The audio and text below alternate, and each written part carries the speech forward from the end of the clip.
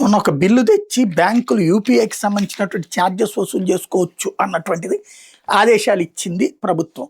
అయితే ఆ తర్వాత ప్రజాగ్రహం వ్యక్తం అయ్యేటప్పుడు నిర్మలా సీతారామన్ తెర ముందుకు వచ్చి అబ్బెబ్బే అసలు ప్రజల నుంచి వసూలు చేయడానికి ఏమీ లేదు అని చెప్పారు. బట్ ఎండిఆర్ వసూలుకి పర్మిషన్ ఇచ్చారు. ఇక్కడే అసలు లాజిక్ ఉంది. ఈ లాస్కి సంబంధించి కేంద్ర ప్రభుత్వం రీపే చేస్తానంటుంది 2,000 కోట్లు సబ్సిడీలు ప్రకటించి ఎండిఆర్ ట్రాన్సాక్షన్. కానీ ఎండిఆర్ ట్రాన్సాక్షన్ సంబంధించి ఇండస్ట్రీస్ ఎస్టిమేటెడ్ ఆపరేషనల్ కాస్ట్ వచ్చేటప్పటికి 20,700 కోట్లు ఉంది. 20,700 కోట్లకు కానీ 2,000 కోట్ల రూపాయలు ఇస్తే మిగతా 18,000 కోట్లు ఏం చేస్తారు? 18,700 కోట్లు నిదానంగా జనం మీదనే వేస్తారు. అది ప్లాన్డ్గా వేస్తారు, ఒకేసారి వెయ్యరు. అది భవిష్యత్తులో మనకి తెలియదు. ఇప్పుడు మనం స్టార్ హోటల్కి వెళ్తాం, లేదంటే ఇప్పుడు రెస్టారెంట్లకు కూడా బిల్లు వేస్తున్నారు కదా. బిల్లు ఫైనల్ అమౌంట్ చూస్తున్నాం కానీ ఆ ట్యాక్స్లు ఏమేంటి అన్నటువంటి రెవల్యూషన్ చూస్తున్నామా?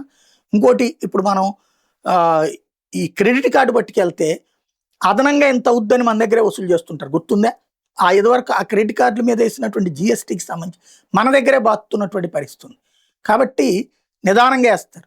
ఈ జాగ్రత్త కవరప్ చేసుకునే ప్రయత్నం నడుస్తుంది.